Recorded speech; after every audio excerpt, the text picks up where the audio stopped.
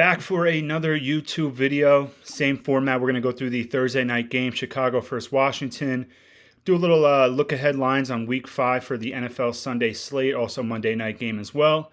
And then we will do some trivia to finish up, some college trivia, some NFL, and then we'll finish up the video. So we're going to start off with last night. Bears pick up their first win in 15 games. I believe they lost 14 straight. They ended up winning 40-20 over the Commanders. Played in Maryland. The game was started off really good for the Bears. Obviously, the conversation is going to be if two conversations. I would think is Justin Fields, is he able to become the guy, and then also is Ron Rivera on his way out? Because I think he should be, honestly, especially after last night's performance and everything else in the media about him. Any thoughts on the game, Justin Fields, Ron Rivera? Yeah, Ron Rivera in that halftime interview. I don't know how you go, you put on display what you did defensively against the Bears, and then you come to the interview and say, I just let the guys talk. There was no adjustments made. I don't understand how you single coverage DJ Moore the entire game, didn't have a safety over top. I just thought the defensive plan was terrible. They have probably the I wouldn't say the best defensive line, but in terms of known names, I mean, they have 4 first rounders in that defense, and they get no pressure, not able to make any big plays defensively. And, they get behind 27-3 in the half. And then, obviously they got to throw the ball 51 times with Sam Howell. They made a little bit of a comeback, but obviously they dug themselves too big into a hole. Yeah, it kind of shows with their rushing yards. They had only 29. I think Sam Howell might have been their leading rusher. Couldn't run the ball too much, especially with that deficit so early. Yeah, I think I don't know how good those guys are up front. Like, I think individually they've had some good games. I don't know if they've been consistent enough. And just from knowing Ron Rivera, like, he's going to rely on players to make plays, right? They're not. He never has ran a very complex defense or anything like that. He relies on players being in the right position and doing their jobs. And I didn't see any pressure from any of them last night. And the Bears' line is not good. No. So, and I do think Ron Rivera's on his way out, but I think two things can be true. Like, I don't think that D-line played well at all and hasn't been consistent enough. And we always look at him as a great D-line, but they really haven't done anything spectacular. I haven't even seen them go out and win a game with 6-7 sacks, maybe 1 or 2 last year, but I don't think they're playing to their potential either. Yeah, but still, you can't be a defensive coach and give up 40 points and 34 points in back-to-back weeks. Given the situation, I think it's probably a 7-10 finish, 8-9 finish at best for the Commanders, and Rivera would be on his way out. Yeah, I'm surprised he's still there this year, especially after they get a new owner with was it Josh? The Phillies, Eagles owner. Yeah, the old guy. But usually there's some turnover. But 76ers owner, yeah. I forgot what his name was. But just seeing him in the media is just awful. The things he says is just really questionable a lot of the times. And you just tell that locker room is not with him. Especially I remember the one story came out with Eric Bieniemy, players coming out saying about playing time, and he doesn't even address it. He just says, "Oh, go talk to the offensive coordinator." He obviously doesn't have any control over that locker room. Yeah.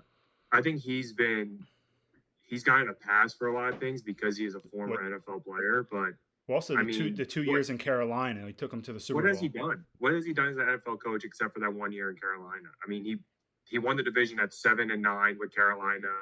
He got in the playoffs at 7-8-1 with the Commanders. He's not. I don't understand how he keeps getting passes for these coaching jobs or for past performances, not being able to make the playoffs. And I don't know. He's had that one good season in Carolina. He's a former NFL player. I get it. That's why he gets passes. But I can't tell you he's a great coach. No. Yeah, well, I mean, in Carolina, we did win the division 3 years in a row. The 1 year we were 7-8, right? But 1 year we were 12-4. So he had some good years in Carolina. I don't think he's a great coach by any means. He has given McDermott came up underneath him, so he's produced some decent head coaches too. But I agree, in this new age NFL, I don't think he's the best coach for most teams. He might even be a little outdated as a D coordinator. Yeah. Well, let's talk about obviously.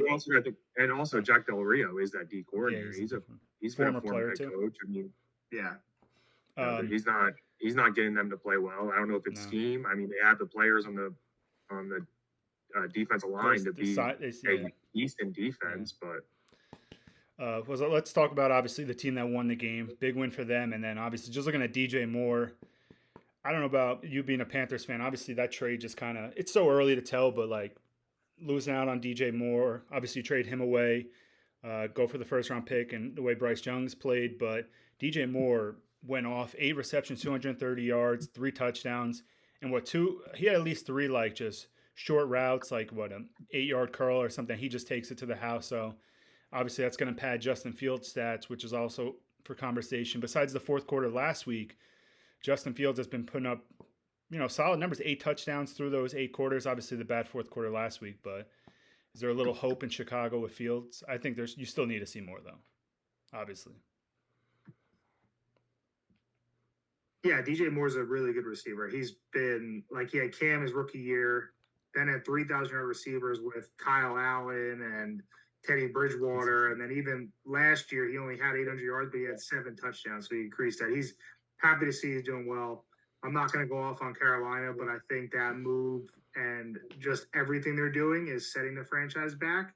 You trade for the number 1 pick, you lose your star receiver, you don't sign your star defensive end, and you were offered 2 firsts for him last year, and you haven't signed him, so you lose him for nothing this offseason.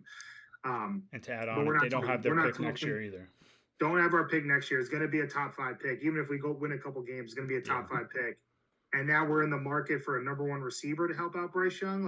I don't see the thought process there from management.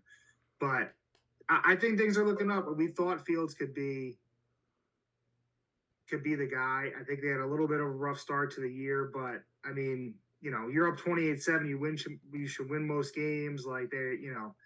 I think they're going to be okay. I don't know if it's going to be enough, though, with Carolina's high pick to pass up on some of these QBs next year. I don't know if he can do enough unless it's the playoffs to change the mindset of the front office. Yeah, I mean, he's played well the last 2 weeks, but we got to put in context of the defense he's playing. He's playing against a historically bad Denver defense, and he was able to, throw the ball well against them. Wide open like we've been talking about with the Commanders' defense, they make no adjustments in the second quarter when DJ Moore is already going off. You don't double him; you're just giving it easy Single throws coverage with the rookie too. Easy throws on Forbes to DJ Moore. I would like to see it against some of these tougher defenses, but still, I mean, you look at his stat line: 15 for 29. He's still not he's still that's 52%. Let's not put so much into this. Let's see it against a good defense, and see him get a game-winning drive in the fourth quarter. I know we haven't really seen that against the top-tier defenses. So, but it's positive going forward. They're getting DJ Moore the football.